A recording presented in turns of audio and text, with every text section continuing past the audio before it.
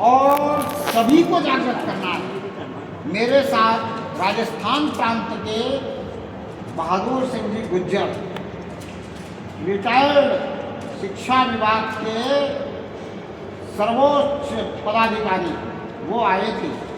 और जब हम आ रहे थे तो प्रतापगढ़ में आने से पहले एक टोकरी बेचने वाला रोड के किनारे बैठा था। उतर करके उसके पास गए, उससे हाथ मिलाया, उसको ये बात बताई, उसको पूछा पढ़ना आता है, पत्रक दिया और उसे भी आमंत्रित किया कि हमारी बैठक में आइए। ऐसा हमें भी करना पड़ेगा। ये स्वयंसेवी विद्वत जन जो ये प्रारूप बनाए हैं ना, बड़े बड़े जज जो रिटायर्ड हैं, बड़े बड़े वकील और महान विद्वान संतों ने बनाए हैं, और वो ये चाहते हैं।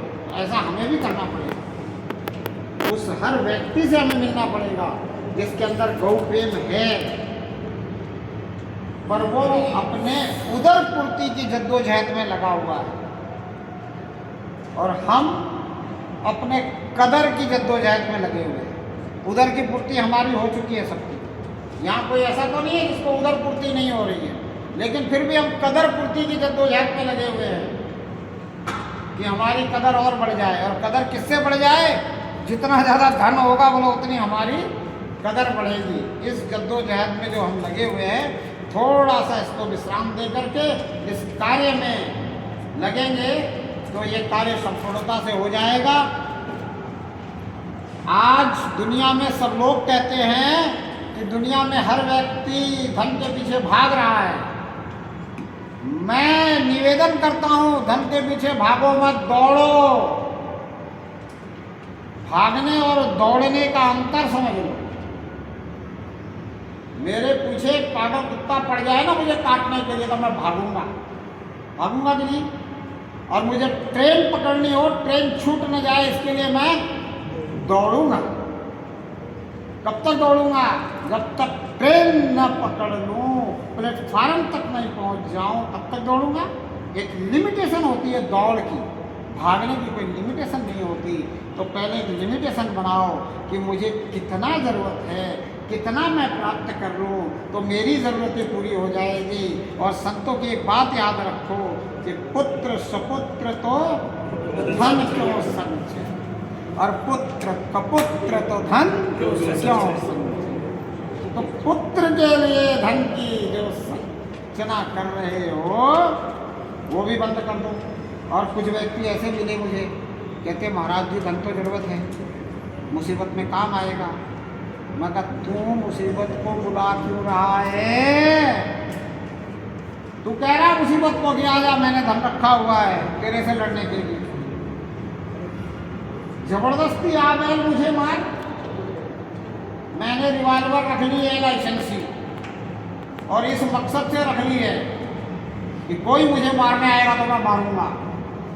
तो मेरे अंदर द्वेष होगा तो उसके अंदर द्वेष पैदा होगा, वो मारेगा, और वो मारने आएगा तो मैं मार भी नहीं पाऊंगा। पक्की बात है, हमने देखा है बड़े बड़े लाइसेंसी रिवॉल्वर रखे हुए लोगों को मारने वालों ने मार दिया, रिवॉल्वर बागी वही रहेगी, नहीं मार पा। ऐसे धन संचय करोगे, धन वही का वही रह जाएगा, मुसीबत दूर नहीं हो पाएगी। हमने देखा है, आपने भी देखा है, आजकल तो वीडियोस बहुत सारी आ रही है। पुत्र बीमार है, माता पिता थैला भर भर के, बोरी भर भर के पैसा लेके जा रहे हैं, बोले इसको बचा लो। डॉक्टर कहता है इन पैसों से नहीं बचेगा, हम कोशिश कर रहे हैं, परमात्मा कृपा करेगा तो बचेगा। We will try, God will help, we will serve, God will help. परमात्मा जिसको मारना चाहे उसको कोई नहीं बचा सकता, और परमात्मा जिसको मारना नहीं चाहे उसको कौन मार सकता है? कोई नहीं मार सकता। तो इसलिए धन का संचय सिर्फ उतना ही करो जितना की ज़रूरत है, जितने से हमारा कार्य चल जाए, न मुसीबत के लिए न पुत्र के लिए। पुत्र को इस लायक बनाओ कि वो भी अर्थ जो है धर्म से कमाए, क्योंकि हमारे संतों ने क्या कहा, धर्म अर्थ काम मोक्ष। अर्थ अगर आप धर्म से कमाओगे, आपकी कोई भी कामना जो है अधूरी नहीं रहेगी, वो सब कामनाएं पूरी हो जाएगी, और जिसकी सब कामनाएं पूरी हो जाती है वो मोक्ष को प्राप्त होता है। इसलिए धर्म अर्थ काम मोक्ष, धर्म से कमाना चाहिए धन को, अधर्म से नहीं। मैं कभी कभी कहता हूँ कि झूठ बोलकर अगर धन कमाओगे तो धन तो आनी जानी माया है, सच्चाई ईमानदारी से कमाया हुआ धन सुख दे के जाएगा, बेईमानी से झूठ से कपट से कमाया हुआ धन दुख दे के जाएगा। और एक बात बताता हूँ, झूठ से किसी को धन मिलता नहीं है। अगर झूठ से किसी को धन मिलता, किसी की दुकान किसी की फैक्ट्री बंद होती क्या? नहीं होती। धन मिलता है भाग्य से, और अगर समय से पहले और भाग्य से ज़्यादा। क्या होता है समय से पहले और भाग्य से ज़्यादा? गलत बात, समझना मेरी बात को। अगर आप ये बात कह रहे हो ना तो मुझे गलत लगती है, और एक गरीब बूढ़ा मुझे ये बात कहे कि समय से पहले और भाग्य से ज़्यादा किसी को कुछ नहीं मिलता, तो मैं उसको कहता हूँ संतोषम परम सुखम। पर आप कहते हो तो मैं उसको गलत कहता हूँ, क्योंकि विवेकानंद ने कहा है मेहनत सफलता की कुंजी है। अब आप अगर कह दो कि समय से पहले और गौ माता के भाग्य में नहीं होगा तो कुछ नहीं होगा, तो कुछ होगा भी नहीं। और आप मेहनत करोगे तो समय से पहले और भाग्य से ज़्यादा मिलता है। कैसे? तो समय से पहले और भाग्य से ज़्यादा उसको मिलता है जो सच्चाई ईमानदारी से मेहनत करता है। इसलिए हम अपने बच्चों को कहते हैं कि सच्चाई ईमानदारी से मेहनत कर, पढ़। तू किसी कला में भी जाना चाहता है तो सच्चाई ईमानदारी से मेहनत कर, उस कला को पूरी सीख, ताकि तू सफलता को प्राप्त कर सके। तो वो बच्चा अगर पढ़ता है सच्चाई ईमानदारी से तो समय से पहले और भाग्य से ज़्यादा उसको मिलता है कि नहीं? बिना पढ़े वो वकील बन सकता है क्या? बिना पढ़े डॉक्टर, बिना पढ़े सीए, बिना पढ़े क्या बन सकता है? बिना पढ़े व्यापारी तो बन सकता है, अगर पिता के पास धन हो, पिता का व्यापार हो तो उसको चला सकता है, सिर्फ अगर उसको अक्षर ज्ञान हो जाए तो। उसको कह सकते हैं कि भाई ये भाग्यवंत था, पैदा ही हो गया अंबानी के घर में, तो उसको पढ़ाई की क्या जरूरत है? अगर उसको पढ़ाई की जरूरत है तो उसको सिर्फ भाषा सीखनी है। अगर उसको हिंदी, अंग्रेजी और दुनिया की कई सारी भाषाएं आ जाए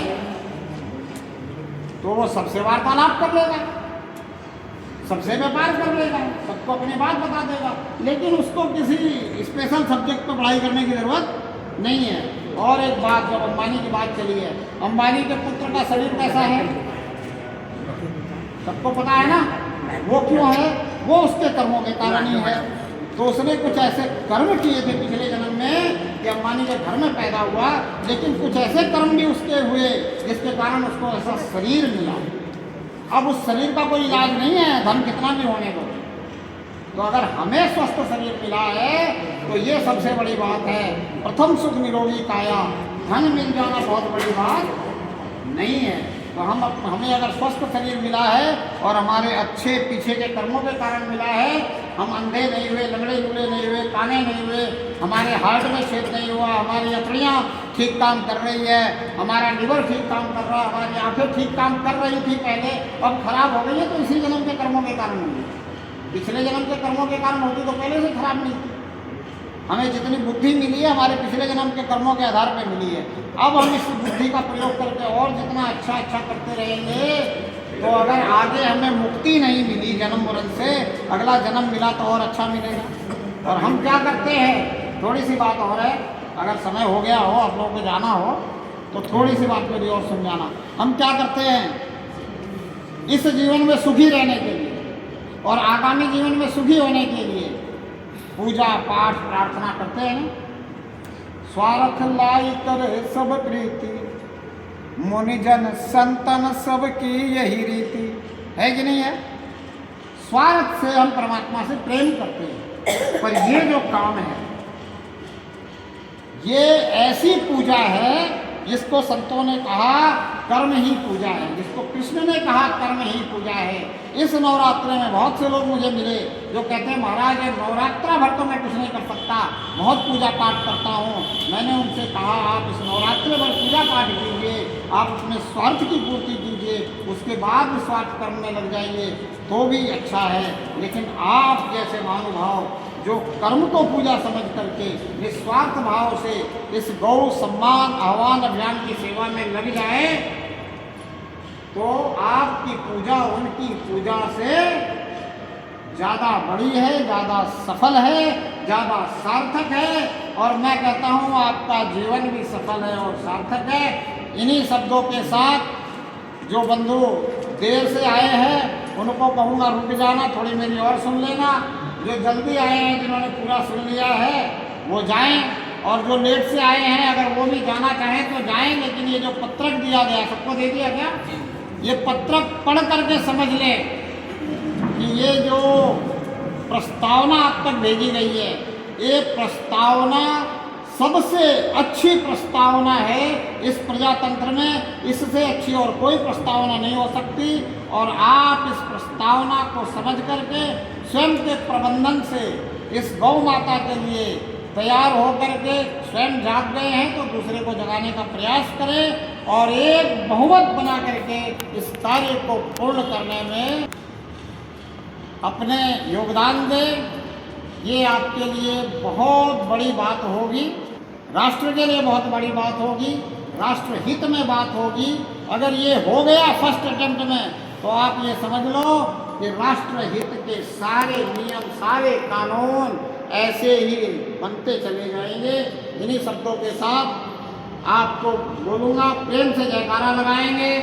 मैं 3 बार बोलूँगा गौ माता की, आपको बोलना है। पहली बार में गौ माता की सेवा हो, दूसरी बार में गौ माता की सुरक्षा हो, तीसरी बार में गौ माता की जय हो। गौ माता की सेवा हो, गौ माता की सुरक्षा हो, गौ माता की जय हो, भारत माता की जय हो, परम पिता परमात्मा की जय हो, धर्म की जय हो, अधर्म का नाश करेंगे। धर्म का नाश हो बोलने से नाश अभी तक हुआ नहीं, हमने बहुत बोला। अब अगर नाश सही में अधर्म का करना है तो आपको इस अभियान से जुड़ करके इसको सफल बनाना पड़ेगा। तो आज हम कहेंगे अधर्म का नाश करेंगे, नाश करेंगे, अधर्म का नाश करेंगे, अधर्म का नाश करेंगे, विश्व का कल्याण करेंगे, कल्याण करेंगे। ये बात है, समझदार को इशारा काफी है। अगर ये बात बन गई तो पूरे विश्व का कल्याण होगा, क्योंकि हम संपन्नता की तरफ जाएंगे, पूरा विश्व देखेगा भारत संपन्न कैसे हुआ, वो भी इस तरफ चल देगा, पूरे विश्व का कल्याण होगा। तो विश्व का कल्याण करेंगे, प्राणियों में सद्भावना भरेंगे, प्राणियों में सद्भावना भरेंगे। हाँ, ये नारे बदल दो, तुम्हारे वारे न्यारे हो जाएंगे, आने वाली पीढ़ियां आनंद में जीवन जिएगी।